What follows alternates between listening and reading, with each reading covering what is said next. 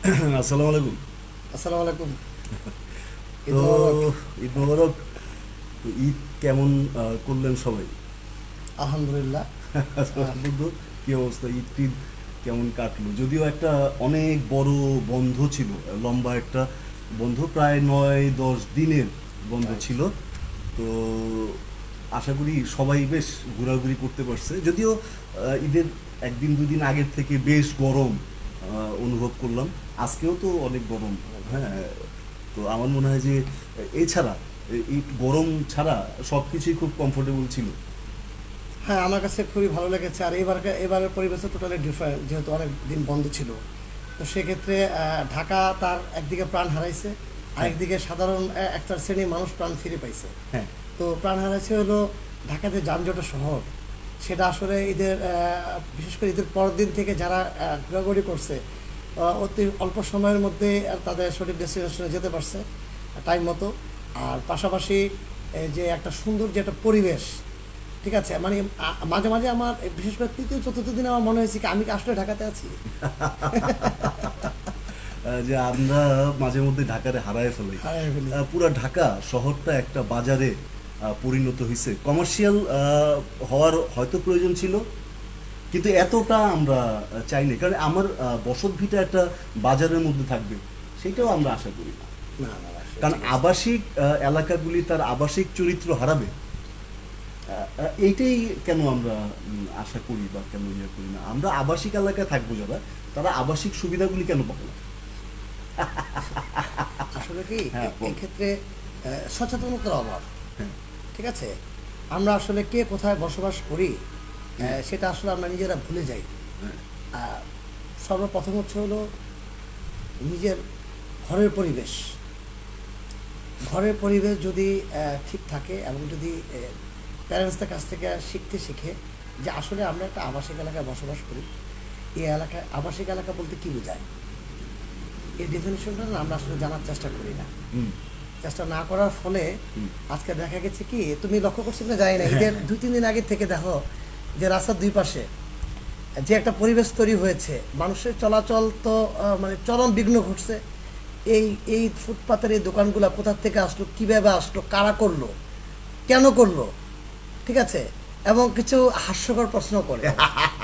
হ্যাঁ, এটা আমি আমি আমি তুমি ফেস করছো কিনা আমি আমি জানি আমি না। আমি চাঁদরাতে চাঁদরাতে মানে এই যে আমরা যেখানটায় বসে কথা বলতেছি, ঠিক ওই জায়গাটাতেই রাস্তাতে আমি একটা রিক্সার জন্য অপেক্ষা করতেছিলাম। আমি যাব একটু মৌচাক আচ্ছা মার্কেটে একটা আচ্ছা। রিক্সার জন্য অপেক্ষা করতেছিলাম। তো এই রিক্সা জন্য অপেক্ষা করতেছি, রাস্তায় প্রচণ্ড ভিড়, ঝামেলা হচ্ছে। তো ওই আমার সামনে একজন মহিলা একটা টেবিল নিয়ে, বুঝছো, ওই যে হাতে মেহেদি লাগানোর ব্যবসা আচ্ছা দিয়ে বসছে। তো এখন আমি দাঁড়াইছি। তো ভদ্র মহিলা আমার জিজ্ঞাসা করতেছে যে ভদ্রমহিলা আমার জিজ্ঞাসা করতেছে যে ভাই কি মেহেদি দিবেন নাকি? তো তো আমি বললাম যে আচ্ছা ঠিক আছে। আমার মনে হলো যে ওনার সাথে কথা না বলাই ভালো। তো তো এখন আমি ওনারে বললাম যে আহ, হ্যাঁ দিব। তো সবাই আমার দিকে তাকায় আছে, আমিও ফানি, তারাও ফানি। হ্যাঁ। তো এখন এখন কি উত্তরটা দিব? তো উনি আবারও জিজ্ঞাসা করতেছে ভাই কি, ভাই কি কেউ আছে এখানে আসবে? আমি বললাম যে তো কেউ কি আসবে? আমি আমি বললাম যে ভাই, কাজ করতেছেন আপনি করেন, আচ্ছা। কাজ করতেছেন রাস্তার মধ্যে, আমার এই বিষয়ে কোনো কথা নাই, কিন্তু আমি এখানে দাঁড়ায় আছি এই জন্য আপনি আমারে বারে জিজ্ঞাসা করতেছেন, এইসব তো মানে ভদ্রতার বরখেলাপ। আপনি তো এটা করতে পারেন না, রাস্তা আমার, আমি ব্যবহার করব। এখন আমি যেই রাস্তা দিয়ে হাঁটি, যে রাস্তা আমি ব্যবহার করব, সেই রাস্তায় একটা মানুষ দোকান বসায় বসে আছে, আমি দাঁড়াইছি রিক্সার জন্য, আমারে জিজ্ঞাসা করতেছে যে ভাই কি মেহেদি দিবেন কিনা? যারা এই যে রাস্তার ব্যবসাগুলি করে থাকেন, যারা রাস্তার মধ্যে দোকানপাট বসান, দয়া করে আপনারা আমাদের দিকে একটাবার একটু সহানুভূতিশীল হন। আমি জানি যে আমি যখন রাস্তায় একটা দোকান বসাইতে যাব, তখন কেউ একজন বলবে যে ভাই আপনারা কে বসতে দিছে। রাইট। আমরা ওই প্রসঙ্গে যাইতে চাই না, আমরা ওই প্রসঙ্গে যাব না, দয়া করে আমাদেরকে ভুল বুঝবেন না। আমরা আপনাদের ভাই, বন্ধু, বড় ভাই, আত্মীয় স্বজন যাই হই ফেলে দিতে পারবেন না। কিন্তু আমরা আপনাদেরকে রিকোয়েস্ট করি যে আমাদের যে নাগরিক জীবনটা সেটা বিঘ্ন মানে যাতে না হয়। বিঘ্ন ঘটাবেন না, প্রথম কথা। আর দ্বিতীয়ত আমাদেরকে একটু ভালো যদি আপনারা রাখতে পারেন, মন্দ কি রাখেন, ওই যত্রতত্র দোকান বসানো, যেইটা আপনারা করবেন সেটা যদি আমাদের কমফোর্টেবল পর্যায়ে না থাকে, তা আমরা তো একটু বিরক্ত হবই। ভুল বুঝবেন না দয়া করে। আর আমাদের প্রসঙ্গে এটা না, আমি একটা ওই যে বললাম যে ঈদ কেমন কাটলো সেই প্রসঙ্গে কথা Just বলতে গিয়ে ঘটনামূলক আলোচনার মাঝখানে হ্যাঁ আমাদের যা একটা হয় আর ছোট্ট কি, একটা অভিজ্ঞতার মানে কথা আনন্দের বলবো। মাঝখানে এটা একটা আনন্দ, বুঝে দেখেন আবার এটা অভিজ্ঞতা। যে একজন আমার বয়সী একজন পুরুষ মানুষকে একজন মহিলা ওই রাস্তায় বসতে দিছেন বলেই জিজ্ঞাসা করতেছে ভাই কি মেহেদি লাগাবেন কিনা। আমি তাকে উত্তর দিয়েছি, একদম যে না এরকম না, উত্তর দিয়েছি আমি তাকে। তো সুতরাং আপনারা দয়া করে আমাদের এগুলি থেকে একটু রেহাই দেন। আর আমাদের যে আবাসিক এলাকাগুলো, সেই আবাসিক এলাকাগুলো আবাসিক যে চরিত্র সেটা হারায় ফেলবে কেন প্রতিনিয়ত।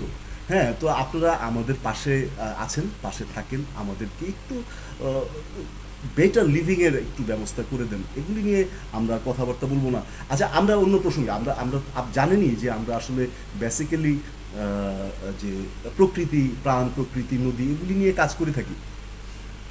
পারভেজকে আমি একটা শিডিউল দিয়েছিলাম, পারভেজ কথা বলবে একটু পরেই।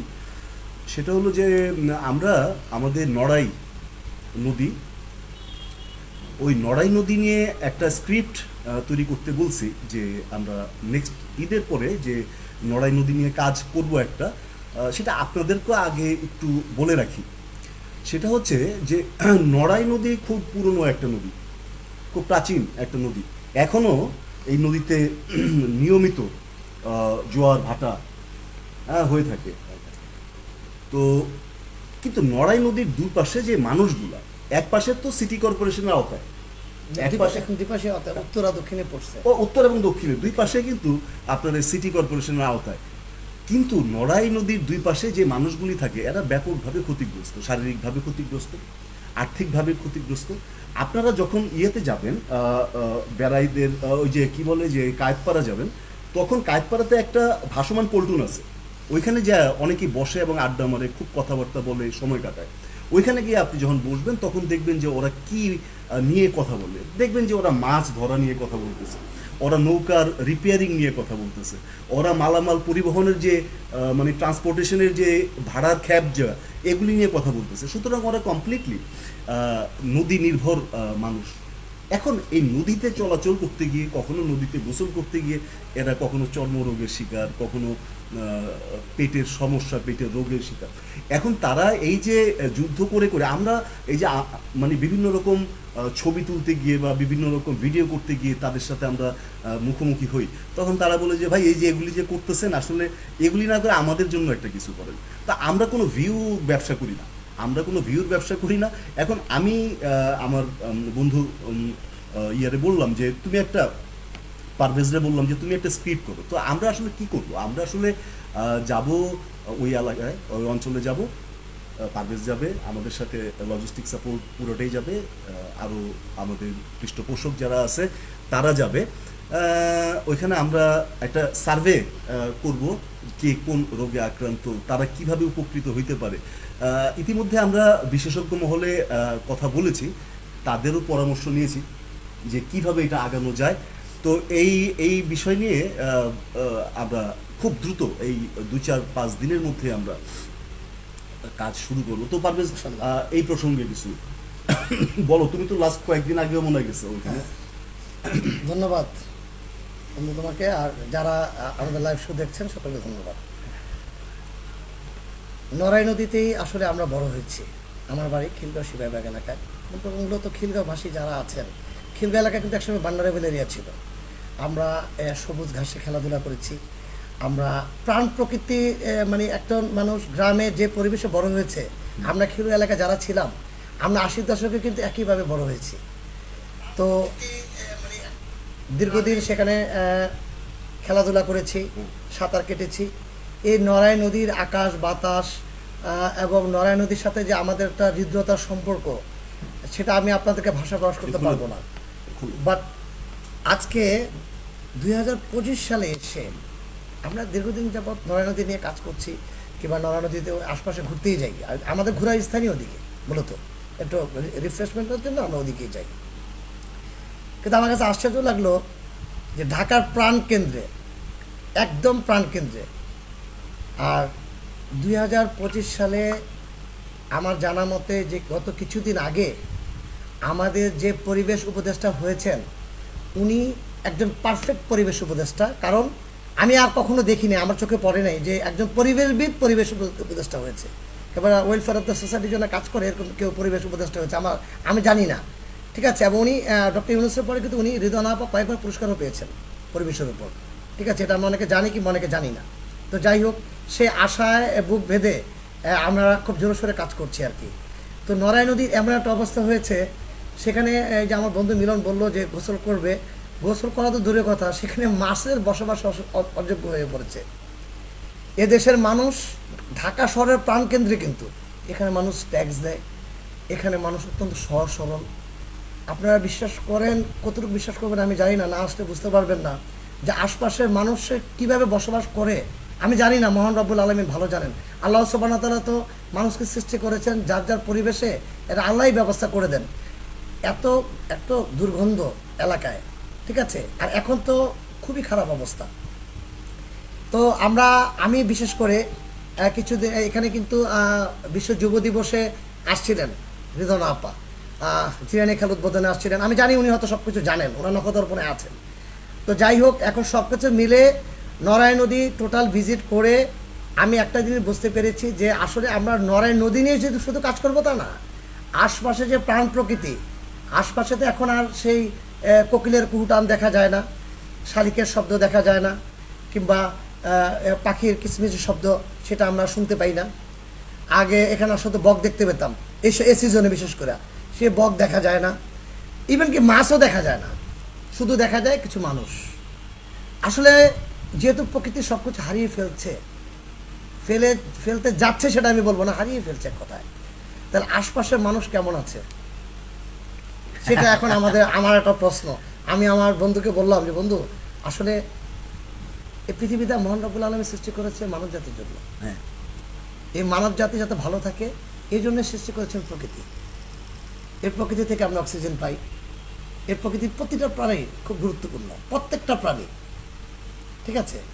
একটা প্রাণী যদি হারিয়ে যায় তাহলে কিন্তু আমরা প্রকৃতি তার সেই প্রকৃতির রূপ ফিরে পায় না। দেখো যে ছোট বিষয় একটা, মানে একদম ছোট না, মানে খুব কমন একটা বিষয়। যখন আমরা প্রচণ্ড ঝড়ের মুখে পড়ি, তখন আমরা কোথায় যাই লুকাবো, এই বাতাসের তোড়ে আমরা কোথায় চলে যাব, সেই ভয়ে আমরা লুকাই কোনো একটা জায়গায়। ঝড় বন্ধ হয়ে যায়, তারপরে আমরা আবার বের হই। প্রকৃতি যদি রুষ্ট হয়, প্রকৃতি যদি রাগান্বিত হয়, তো আমাদের অবস্থাটা একটাবার ভাবেন। প্রকৃতি নষ্ট যে করতেছি, এগুলো আমাদের অজ্ঞতার কারণে। নদী যে নষ্ট করতেছি, আমি গতকালকে বুড়িগঙ্গার উপর দিয়ে আসতেছিলাম। আচ্ছা, বুড়িগঙ্গার যে পোস্তগোলা যে ব্রিজটা, ওই ব্রিজের মধ্যে থেকে আমি পানির যে দুর্গন্ধটা আমার নাকে আসছে। তো নদীতে যারা নৌকা চালায় তাদের নাকে কি পরিমাণ গন্ধ যায়, মানে যে ঝাঁঝালো গ্যাসের যে গন্ধটা। এজ এ রেজাল্টটা কি? সাথে আমার বন্ধু ছিল আজাদ, হ্যাঁ, সে পানি সম্পদে চাকরি করতো, এখন অন্য মন্ত্রণালয়ে আছে। তো সে বলছে যে বুড়িগঙ্গার অনেক দূর পর্যন্ত অক্সিজেন নাই, বুড়িগঙ্গা নদীতে পানিতে বিন্দু মাত্র অক্সিজেন নাই। নড়াই নদীতে আমরা যে নদী নিয়ে কাজ করব, সেই নদীতে বিন্দু মাত্র অক্সিজেন নাই। তো আমরা একটা নদীকে যে গলা টিপে হত্যা করলাম। এখন প্রসঙ্গ উঠলো যে আমি যে বিশেষজ্ঞ যারা, তাদের সাথে কথাবার্তা বললাম। তো ওরা বললো যে আসলে নদী দূষণের সবচেয়ে বেশি দোষ হচ্ছে পয় নিষ্কাশন, কেমিক্যাল ঢেলে দেওয়া নদীর মধ্যে। এই যে দুইটা বিষয় সবচেয়ে বড়, পয় নিষ্কাশনটা ডাইরেক্টলি নদীর মধ্যে ফেলে দেওয়া। তারপরে টয়লেটের পানি, আমার বাড়ির টয়লেটের পানি ডাইরেক্টলি নদীতে যাচ্ছে, এবং সেটাই যে আমাদের নড়াই নদীতে খুব বেশি দেখা যাচ্ছে। একদম স্ট্রেট ফরওয়ার্ড পানির যে ড্রেনটা, এটা নড়াই নদীর মধ্যে। বুড়িগঙ্গা তো আপনি দেখবেন এরকম বড় বড় ড্রেনের কানেকশনটা বুড়িগঙ্গাতে, কেমিক্যালের কানেকশনটা বুড়িগঙ্গাতে। বুড়িগঙ্গা নদী দিয়ে ওইখানকার মানুষজন বা আমাদের ঢাকার পরিচয়টা কি? ঢাকা বুড়িগঙ্গার তীরে অবস্থিত, ঠিক না? আমার পরিচয় যেটা বুড়িগঙ্গা, তারা আমরা বেরিয়ে আমরা কিন্তু বলি নদীমাতৃক দেশ বাংলাদেশ। আমরাই বলি। এই যে আমি কিন্তু খুব গর্ব ফিল করি হ্যাঁ নদীমাতৃকদের বাংলাদেশ। তো এখন এই যে সিটি কর্পোরেশনের একটা রুলস আছে যে কিভাবে আমি আমার পয়টা ফেলবো, ওয়াসার একটা রুলস আছে যে কিভাবে আমার পয়টা আমি নিষ্কাশন করবো, হ্যাঁ সুয়ারেজের একটা রুলস আছে, ঠিক না? তো সুতরাং যারা কর্তৃপক্ষ আছেন দয়া করে বিষয়টার দিকে আপনারা খেয়াল দেন। এইভাবে এই আপনি কিন্তু আপনার দায়িত্ব অস্বীকার করতে পারেন। ফাইন, পাশাপাশি আমার একটা কথা আছে বন্ধু। হ্যাঁ আমাদের দেশ স্বাধীন হওয়ার পর থেকে এই নদী হত্যা কিন্তু একদিন হয়নি, না না একদিন ঠিক আছে? একটা হত্যার বিচার হচ্ছে না, নদী হত্যা। নদী কিন্তু কথা বলে, নদীর প্রাণ আছে, নদীর প্রাণ আছে। এই যে নদী যে হত্যা হচ্ছে, খাল হত্যা হচ্ছে, এ পর্যন্ত একটারও বিচার হয় নাই। মানে কোনো না কোনোভাবে কোনো সরকারের কোনো না কোনো ইনস্টিটিউশন প্রত্যক্ষ এবং পরোক্ষভাবে এটাতে জড়িত থাকে। তা না হলে আজকে আমি চ্যালেঞ্জ দিয়ে বললাম, আজকে কেউ টেলিভিশনের পর্দায় এসে বলুক যে না আমি আছি, আমরা আছি, আমরা দেখেন এই কাজগুলো করছি, টেলিভিশনে দেখালেও চলবে না। শুধু আমি যে এক জায়গায় ফিতাকে উদ্বোধন করে দিয়ে আসতাম, টেলিভিশনে দেখালে চলবে না। এটা আমাদের বাস্তবে রূপান্তরিত করতে হবে। আমরা মানুষ, দিন শেষে কিন্তু আমরা মানুষ। আমরা আমরা আমরা জানি যারা এখানে কাজ করি, এইসব নদী বা প্রাণ প্রকৃতি নিয়ে যারা কাজ করি, তারা জানি যে এদের সংখ্যা মানে আমাদের সংখ্যা একদমই যে নিতান্ত কম ওরকম না, অনেকেই কাজ করতেছে অনেকে। এবং ওই যে আমাদের একজন উপদেষ্টা, উনিও পরিবেশ নিয়ে কাজ করতে করতে বিখ্যাত হয়েছেন। তো আমরা বিখ্যাত হইতে চাই না, কিন্তু আমরা কাজ করতে চাই, আমরা সৈনিক, তো পরিবেশ সৈনিক, হ্যাঁ নদী বাঁচাবো আমরা। আমি ধলেশ্বরী নদীতে গেলাম, এই যে ধরো যে 2 মাস আগে ধলেশ্বরী নদী দেখতে গেলাম। সুস্থ নদী যদি তোমার, মোটামুটি সুস্থ নদী যদি তোমার দেখতে হয় যে নদী তার চরিত্রে অটল, ওরকম নদী যদি তোমার দেখতে হয় তাহলে ঢাকার বাইরে চলে যেতে হবে, তখন দেখবো যে নদী আঁকায় বাঁকায় চলো। হ্যাঁ কিন্তু এই যে আমাদের ঢাকার নদীগুলি স্ট্রেট ফরওয়ার্ড ড্রেনের মতো, কোনো আঁকা বাঁকা নাই। তো এই নদীগুলি এরকম সোজা হয়ে গেল কেন? এটা সোজা হয়ে যাওয়ার পিছনে তো আচ্ছা, সে প্রসঙ্গে আসলাম না। হ্যাঁ। আর একটা জিনিস আমি বলি, আমরা কিন্তু মুখ দিয়ে বলি সৎসঙ্গে সর্ববাস, অসৎসঙ্গে সর্বনাশ। আজকে নড়াই নদীর পাশে হলো বালু নদী, মানে নড়াই নদীর হাতটা ধরেছে বালু নদী, একই অবস্থা। একই অবস্থা, ঠিক আছে। ঠিক আছে, এইটা আবার চলে গেল বুড়িগঙ্গাতে। আমরা ঠিক আছে, তোরেও ফোন দিছিলাম, হাও এবার ফোন মনে হয় তোর বন্ধ, মানে কোথাও আসিস যেখানে নেটওয়ার্ক বন্ধ। তো আমি চেষ্টা করছিলাম যে আমরা 3 বন্ধু মিলে কথাবার্তা বলবো আর কি। হ্যাঁ শোন, আমরা একটা পরিকল্পনা নিছি, সেই পরিকল্পনার কথাই আমরা শুধুমাত্র দর্শকদের সাথে একটু শেয়ার করতেছি, থাক সাথেই। তো দেখা গেল কি যে একই অবস্থা হয়ে গেল বালু নদীর। এখন আমার পার্সোনালি আমি আমার বন্ধু মিলনকে পেয়ে আসলে আমি খুব খুশি, এ কারণে যে সঠিক চিন্তাধারা যদি সমপর্যায়ে কিংবা উনিশ যদি না হয়, চিন্তাধারা যদি কাছাকাছি হয়, তাহলে কিন্তু সুন্দর মতো কাজ করা সম্ভব। আমরা কাজ করব। আমি চাচ্ছি যে এই নড়াই নদী এবং বালু নদীর আশপাশে যারা বসবাস করছে তাদের কি অবস্থা। ওখানে কিন্তু কোনো ক্লিনিক নেই, ঠিক আছে? নামে মাত্র হয়তো বলতে পারো অনেকে যে আমরা এই করেছি সে করেছি, এখানে কোনো ক্লিনিক নেই, ঠিক আছে? এরা রোগাক্রান্ত হয়। আর একটা পরিবেশ কিন্তু একটা ব্যাপার, আমরা কিন্তু বারবার কিন্তু বলি যে একটা ভালো পরিবেশেই একটা ভালো কিছু করা সম্ভব, ঠিক আছে? আমরা কিন্তু বলি বক্তৃতাতে, আমাদেরকে একটা শিক্ষিত মা উপহার দাও, তোমাদেরকে একটা শিক্ষিত সন্তান উপহার দেবো, শুধু মুখ দিয়ে বলি। তা আমাদের শিক্ষিত একটা দারুণ পরিবেশ উপহার দাও।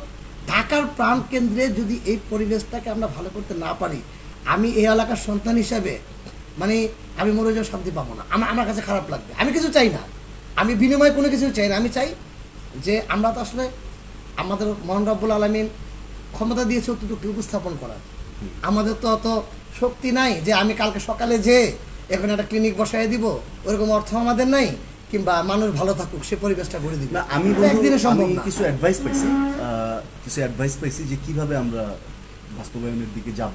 বাস্তবায়ন করা আমাদের দায়িত্ব না, আমাদের দায়িত্ব হচ্ছে যে উপস্থাপন করা, যেটা একটু এইটার জন্য সিটি কর্পোরেশনও সংশ্লিষ্ট, যেহেতু বর্জ্য এটার মধ্যে নদীর মধ্যে আসতেছে, তারাও এটা দেখভাল করে থাকেন, দায়িত্ব তাদের। স্থানীয় সরকারের যারা আছেন তাদের সাথে বিষয়টা শেয়ার করা এবং তাদেরকে একটা কপি দেওয়া, পানি সম্পদে যারা কাজ করেন তাদেরকে একটা কপি দেওয়া, আমরা যে সাবমিটটা করব। এবং আমাদের যে প্রজেক্টটা বা আমরা যা চাচ্ছি বা যেভাবে তাদের স্বাস্থ্যের উন্নয়নটা ঘটানো যায়, স্বাস্থ্য মন্ত্রণালয়ে আমরা জানাবো যে আমাদের এই এই সমস্যা, এখানে দাবিটা এমন। তো আশা করি আমরা সফল হব একদিন, হয়তো আজ হব না, কাল হব না, পরশু, অনেক আমরা দিন পরে সফল আমরা হব। অন্তত চারা গাছটা বুনে যাই। চারা গাছটা বুনে যায় কোনো একদিন, এটা কোনো একদিন আলো ইনশাআল্লাহ দেখবে, হ্যাঁ, আলো আলো দেখবে। দেখবে। ঠিক আছে। এখন আসন্ন বর্ষা মৌসুম খুবই আসন্ন, খুবই আসন্ন। তো আপনারা অনেকেই জানেন যে মানে আমি কিছু কন্টেন্ট তৈরি করি। তো কন্টেন্ট তৈরি করার ভর মৌসুম হচ্ছে বর্ষা। আমি বেসিক্যালি এই বর্ষার মৌসুমে মানে আমি চাই যে আমার কোনো কাজ না থাকুক। আমি চাই যে আমি নদী নিয়ে থাকি, গাছ নিয়ে থাকি, বৃক্ষরোপণ নিয়ে থাকি। এই 3টা মাস আমি আর অন্য কোনো কাজ করতে চাই না। এবছর আমার সাথে পারভেজও কাজ করবে। ইনশাআল্লাহ। আমি আগেও বলেছিলাম যে আসন্ন বর্ষা মৌসুমে আপনারা আমাদেরকে একটু সহযোগিতা করেন। যে সহযোগিতা কেমন, আপনারা একটু আমাদের জানান যে কোথায় আপনাদের একটা গাছ লাগবে, কোথায় Right. আপনাদের একটা গাছ লাগবে, এবং ওই জানানোর সাথে সাথে একটু এনশিওর করবেন যে গাছটা আপনার সুস্থ রাখা যাবে কিনা, কি দেখে গাছ রাখা যাবে। লাগালে ওনারা টেক কেয়ার করবে, কি গাছ লাগালে আপনাদের অনেকে ভালো স্বাচ্ছন্দ্য লাগবে? ফিল করে না যে এই গাছটা লাগালে ভাই আমার জন্য ভালো হতো, হ্যাঁ, একটা আমি গাছের এটাকে টেক গাছ, কেয়ার একটা করবো। ফলের গাছ, আমি- আপনি কি গাছ লাগাইলে আপনি স্বাচ্ছন্দ্য এবং ওই গাছটার যত্ন দিবেন, তখন আমাদের জানাইলে আমরা সশরীরে গাছ নিয়ে, আমরা লোকজন নিয়ে গাছটা লাগাই দিয়ে আসবো।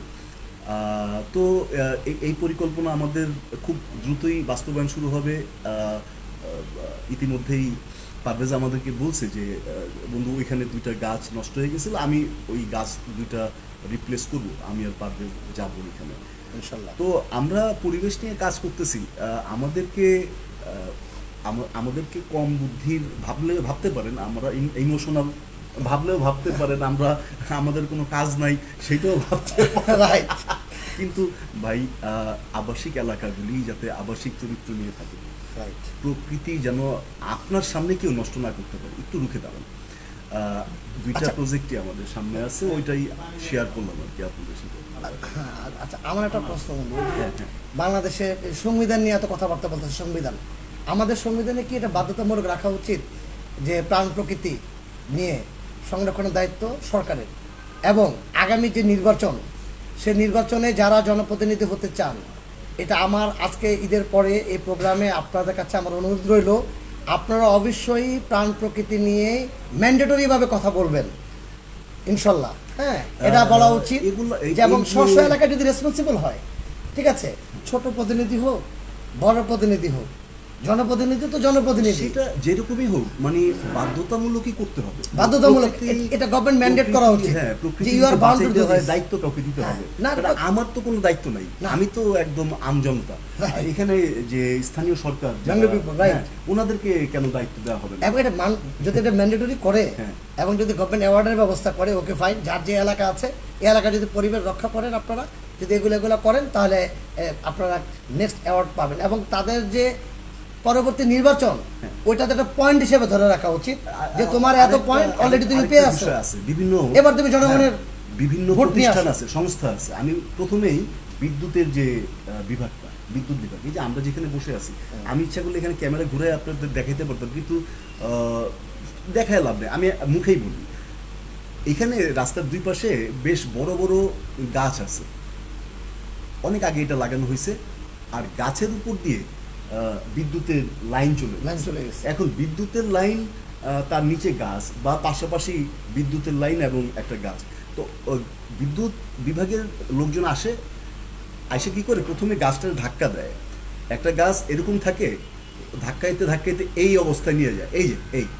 তো যখন বাতাস আসে, ওর তো এমনিতেই রূপ খুব নিচে যায় না, পাকা রাস্তার উপরে তো গাছ লাগানো, এখন এই সোজা গাছ এই হয়ে গেছে, আবার বাতাস ঝড়ের আসলে মাঝখানে- সাটাস করে পড়ে যাবে, গাছও গেল, একজন লোকও ক্ষতিগ্রস্ত হলো। ক্ষতিগ্রস্ত। তো বিদ্যুৎ মন্ত্রণালয়েরও উচিত এই বিষয়ে পার্মানেন্টলি কি করা, যে আপনারা কোন দিক দিয়ে আপনার বিদ্যুতের তারটা নেবেন, সেই ডিজাইনটা সিটি কর্পোরেশনকে দেন, আমরা সিটি কর্পোরেশন থেকে খবর নিয়ে আমরা ওইখানে ভালো করে গাছটা লাগাই, তাহলে গাছটা রয়ে যায়। বিশেষ করে এই যে মানে কামিং সুন, যে আমাদের বর্ষাকালটা আসতেছে, ঠিক আছে, হুম। এর আগেই আমি মনে করি যে উইথিন এ মান্থ বিদ্যুৎ বিভাগের একটা ইনিশিয়েটিভ নেওয়া উচিত, এক্ষেত্রে তাদের কি করণীয় আছে। ঠিক আছে, কারণ আমি কিন্তু প্রতি বছরই দেখি যে রাস্তার পাশে বড় বড় গাছ পড়ে আছে, আমার খুব খারাপ লাগে। কিন্তু আসলে আবার একটা শ্রেণী আসে খুব উল্লাস ফিল করে, গাছ কে নিবে এটা নিয়ে মারামারি হয় কিন্তু। ঠিক আছে, তো যাই হোক, এটা নিয়ে হয়। তো যাই হোক, এখন আমার কথা হলো যে এখানে আমাদের কোনো পার্সোনাল বেনিফিটের জন্য আমরা কাজ করি না, না, না, আমরা কোনোদিন personal benefit কেউ চাই না। এ পর্যন্ত বলতে পারবে না যে আমাদেরকে কেউ কোনো পার্সোনাল বেনিফিট দিয়েছে এই জন্য আমরা কাজ করেছি। আমরা আসলে না মনে অজান্তেই আমি প্রকৃতির মাঝে আমি সুখ ফিরে পাই। মানে আমার সুখটা না, আমি সবসময় আমাকে কেউ যদি বলে ঢাকার বাইরে যেতে যদি আমি সুযোগ পাই, আমার মনে হয় না যে আমি কখনো মিস করছি। না, না, শুধু ঠিক তাই আছে? না পারভেজ, এই যে আমি এই বর্ষার যে মৌসুমটায় যে নদীর উপর দিয়ে যে ঘোরাঘুরি, যে এই বর্ষার মৌসুমে আমি কাউকে যদি নাও পাই, ক্যামেরাম্যান নাই আমার সাথে, সহকর্মী নাই, বা তুমি নাই, বা বন্ধুরা নাই, তারপরেও কিন্তু আমি এই যে নড়াই নদীতেই একটা ট্রলার নেই, বুঝছো, ট্রলার নেই, একা একা যে ট্রলার চালাবে সে আর আমি দুজনে মিলেই ঘুরতেছি। হ্যাঁ, এই যে প্রাণবন্ত যে অনুভবটা, বাতাসটা, যে খোলামেলা বাতাসটা, হ্যাঁ, মানে এইটা যে যাবে না সে অনুভব করতে পারবে না, ফিলিংসটা কি আসলে না ব্যস্ততার রেস্টুরেন্ট ভিত্তিক যে আড্ডা, অথবা রেস্টুরেন্ট ভিত্তিক যে আমাদের মানে মনোরঞ্জন যেটা, সেটা বন্ধ করে যান প্রকৃতির কাছে, একটা গাছের নিচে বসেন, রমনা পার্কে লেকের পাশে বসেন, নদীতে একটা ট্রলার নিয়ে ঘুরেন। আমি লিখে দিলাম যে বেটার ফিল করবেন অন্তত এগুলোর চেয়ে। সুস্থ মানসিকতা তৈরি করতে আপনাকে প্রকৃতির কাছে যেতেই হবে। রাইট। পাশাপাশি আমি একটা কথা বলি যে আমাদের যে সন্তানদেরকে কিন্তু আমরা এই শিক্ষাটা দেইনি আসলে। ঠিক আছে, আমরা যেভাবে ঘুরেফেরা করছি ওদেরকে কিন্তু ওটা আমরা করতে দিই না। এক, দুই হলো যে বাবা মা আমরা এমন কিছু শিক্ষা দিয়েছি, ঠিক আছে, ওরা আসলে কি দেশকে কতটুকু ভালোবাসতে পারবে সেটা আমি নিজেও জানি না। তুমি যদি একটা স্কুল কলেজের ছেলে মেয়েদেরকে জিজ্ঞাসা করো রবীন্দ্রনাথকে, নজরুলকে, কিংবা লালন শাহীকে, ওরা বলতে পারবে না ঠিকমতো। চ্যালেঞ্জ দিয়ে বললাম, ওরা বলতে পারবে না। হ্যাঁ, নাম বলতে পারবে, উনি এটা করছে, উনি ওটা করছে, ঠিক আছে, এদের ব্যাকগ্রাউন্ড ফোরগ্রাউন্ড নাই, এদের ব্যাকগ্রাউন্ড ফোরগ্রাউন্ডটা এটা ওরা বলতে পারবে না।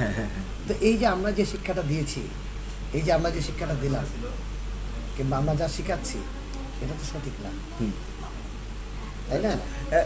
এখন এটা সঠিক না হওয়ার ফলে এখন কথা হলো যে আমাদের অভ্যস্ততা, আমাদের ফ্যামিলি অ্যাওয়ারনেসটা করতে হবে। আমি তোর একটা উদাহরণ দিতে পারি। ঠিক আছে, আমাদের এই অঞ্চলটা যে স্কুলগুলি আছে, 3টা ফ্ল্যাট, 4টা ফ্ল্যাট, 5টা ফ্ল্যাটের একটা স্কুল, পুরো স্কুল 4টা ফ্ল্যাট। এখন আমি যখন ওই স্কুল থেকে একটা ফ্রেন্ডের মেয়ে, আমাদের একটা স্কুল এখানে নাম করা স্কুল, আমি নাম বলতেছি না, যখন বলা হলো যে ভাইয়া আপনি আমার মেয়েটারে এই স্কুলটা একটু অ্যাডমিশনের ব্যবস্থা করে দেন, আমি বললাম যে এটা পরীক্ষা দিলেই তো হয়ে গেল, ভর্তি হয়ে গেল। যখন মেয়েটা ওই স্কুল থেকে এই স্কুলে আসলো, ও যে প্রাণটা ফিরে পেলো, দৌড়াদৌড়ি, ঝাপাঝাপি খেলা, গাছ দেখা, এই যে ও আর কখনোই ওই সকল স্কুলের নামও নেয়নি। অর্থাৎ বাচ্চারা কিন্তু প্রকৃতি খুব পছন্দ করে।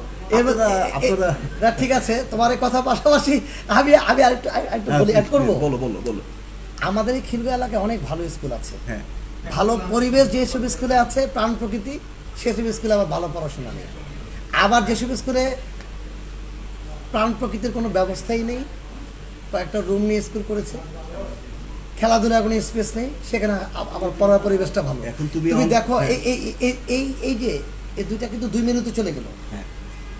স্কুলের পরিবেশ ভালো, পড়াশোনা নেই, ফ্যাকাল্টি আছে ভালো, কিন্তু কোনো মনোযোগ নেই। আবার আরেকটা হলো কি, ফ্যাকাল্টি ভালো, স্কুল ভালো, খেলাধুলার পরিবেশ একসাথে করতে হবে। এই অ্যাকুমুলেশনটা কিংবা কনগ্লোমারেশনটা এটা কে করবে?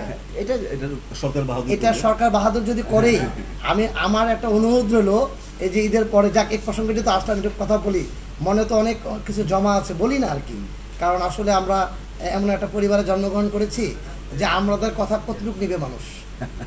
ঠিক আছে, আজকে আমি আইনস্টাইনের বন্ধু কি জানি বলে, এই বাইডেনের পরিবারের সাথে আমার অ্যাড থাকলে, কিংবা বাংলাদেশের রিচ কোনো ফ্যামিলির সাথে অ্যাড থাকলে আমার কথা সবাই শুনতো, কিংবা বড় শিল্পপতি হইলে আমরা সেটা হইতে পারি নাই। যাই হোক, দেখা গেছে কি যে বিশেষ করে গভর্নমেন্টের যে এমপি ভুক্ত স্কুলগুলো আছে, এই স্কুলগুলা পড়াশোনা শেষের পথে, মাঝামাঝিও না, আমার স্ট্রেট ফরওয়ার্ড কথা, আজকে সেখানে কেন কেউ ভর্তি হতে চায় না? কেন পাশে আমি একটা স্কুল দিব, প্রাইভেট স্কুল, সেখানে মানুষ ভর্তি হবে? তাহলে ওদের দায়িত্বটা কি? ওরা কিন্তু মোস্ট ট্যালেন্টেড। প্রাইমারি স্কুলে যে গভর্নমেন্ট প্রাইমারি স্কুলের যে টিচার, ওরা কিন্তু মোস্ট ট্যালেন্টেড। আমাদের সময় 80 দশকে কিন্তু ভর্তি হওয়ার জন্য লাইন ধরতো, আমরা পরীক্ষা দিতাম। আর এখন ভর্তি করাতে গেলেও কেউ ভর্তি হতে চায় না, গরিব মানুষও চায় না। এখন পারভেজ এটা কারণটা কি? আমাদের দেশে এই যে বিশেষত আমাদের গভর্নমেন্ট শহরে, শিক্ষা মন্ত্রণালয় কিন্তু এই ক্ষেত্রে একটা ড্রাস্টিক সিদ্ধান্ত নিতে হবে। আমাদের এই শহরে যখন ইচ্ছা একটা স্কুল করে ফেলানো সম্ভব, যখন ইচ্ছা একটা ব্যবসা প্রতিষ্ঠান করে ফেলানো সম্ভব। তো এগুলো না, এগুলি একটা নীতির মধ্যে নিয়ে আসতে হবে। ওই যে বললাম যে আমাদের এখানে কমার্শিয়াল এরিয়া অনেক, ঢাকা শহরের কমার্শিয়াল বড় বড় এরিয়া আছে, তেজগাঁও, টঙ্গী, এটা সেটা অনেক রকম আছে। আবাসিক এলাকার যে চরিত্র আর বৈশিষ্ট্য আমরা যেন আর নষ্ট না করি। একটা আবাসিক এলাকার মধ্যে একটা বিল্ডিং, 5 তলা বিল্ডিং, সেইটার মধ্যে আপনি প্রথম, দ্বিতীয়, তৃতীয় তলা স্কুল, এটা হতে পারে না, না, এটা হতে পারে না। হ্যাঁ, না। আপনি আবাসিক আর বাণিজ্যিক শিক্ষা, যেখানে শিক্ষা কার্যক্রম চলবে, এগুলো আলাদা আলাদা করে রাখেন। শিক্ষা কোথায় দিবেন, সেই প্রতিষ্ঠানগুলিকে একটা নীতিমালার মধ্যে কিভাবে করা সম্ভব। স্কুলটা মাঠ থাকতে হবে, গাছ থাকতে হবে, প্রকৃতি থাকতে হবে, শিক্ষণীয় সব কিছু থাকতে হবে। এগুলি সরকার বাহাদুর জানেন, আশা করি। এটা আমাদেরও বিষয় না, এটা আমরা শুধুমাত্র প্রসঙ্গক্রমে বললাম। আমাদের প্রসঙ্গ নদী, প্রকৃতি, প্রাণ, প্রকৃতি। সেখানে আরেকটা কথা বলে শেষ করি। হ্যাঁ, সেটা হলো আমি 1999 সালে MBA কমপ্লিট করলাম। হ্যাঁ, তারপরে ডিস্টেন্স ডিগ্রি করলাম লন্ডনের। আচ্ছা, হ্যাঁ, PGD। তা আমি খিলগাঁও এলাকার বেশি না, দুইটা, একটা স্কুল, একটা কলেজে আমি যোগাযোগ করলাম যে সপ্তাহে একদিন আমি ফ্রি ক্লাস করাবো, 1 ঘন্টা ফ্রি।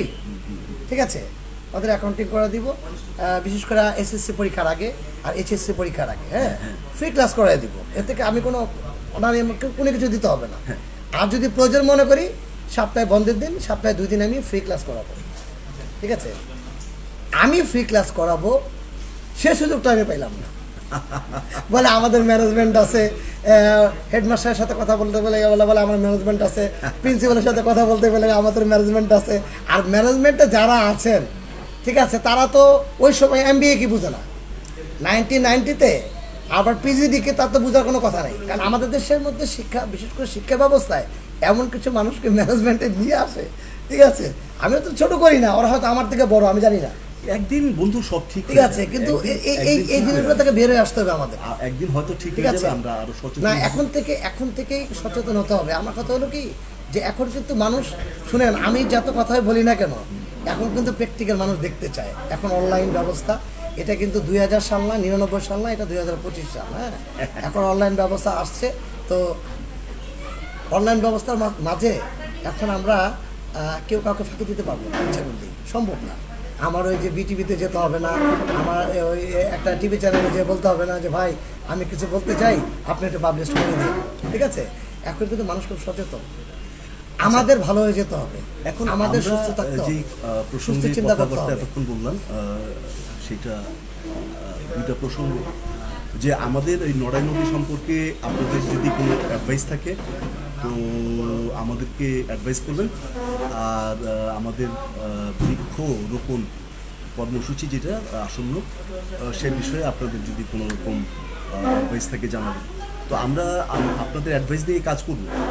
অনেকেই আমরা কাজ করি প্রকৃতি নিয়ে, প্রাণ প্রকৃতি নদী নিয়ে কাজ করি, অনেকেই কাজ করি, অত আপনাদের চোখে আসে না, কিন্তু আমাদের সংখ্যা নিতান্তই কম না, আমাদের সংখ্যা যথেষ্ট। তো যাই হোক, যাই বলেন, হ্যাঁ, প্রকৃতির সাথে থাকেন, প্রকৃতির সাথে থাকেন, নদীগুলিকে আমরা যতটুকু পারি সুস্থ করি। আমাদের সবার শুভকামনা থাকা উচিত যে নদীগুলি যেন সুস্থ হয়। এবছর আপনাদের, আমি ব্যক্তিগতভাবে আমার যে পেজ মিলন চৌধুরী, সেখানে আমি ধলেশ্বরী নদী দেখাবো অনেকক্ষণ যাবৎ, বুড়িগঙ্গা খুব ডিটেইল বুড়িগঙ্গা দেখাবো, নড়াই নদী দেখাবো, বালু নদী দেখাবো, খুব চমৎকারভাবে দেখাবো। তখন দেখবেন যে বর্ষায় নদীটা কেমন থাকে। আর আমি এটা দেখাতে চাই না, আমি যদিও 4-5 দিন পর আমরা যে ভিডিওটা করব, আমরা যে সার্ভে করতে যাবো, তখন আপনারা দেখবেন নদীর অবস্থা, তখন মিলাবেন, মায়া লাগবে আপনার। খুব বেশি আর কথা বাড়াবো না, সবাই একটু রিল্যাক্স মুডে আছেন। তো আমরা আমাদের পরিকল্পনার কথা বলে গেলাম, আর কোনো অ্যাডভাইস থাকলে আমাদেরকে জানাবেন, আমার পেজে জানাতে পারেন এবং আমার বন্ধু ইয়ার কাছেও জানাতে পারেন, পারভেজের কাছে। তার কমেন্ট বক্সেই লিখে দিলে কোনো অ্যাডভাইস থাকলে আপনি জানাবেন। আপনাদের যে অ্যাডভাইসগুলি সেগুলো আমাদের জন্য অত্যন্ত গুরুত্বপূর্ণ। আমরা যে সব জানি, আমাদের যে জানার মধ্যে কোনো ঘাটতি নাই অনেক সেটা না। ঘাটতি আছে। আমরা আপনারা যদি আমাদের অ্যাডভাইস করেন আমরা খুশি হব আর কি।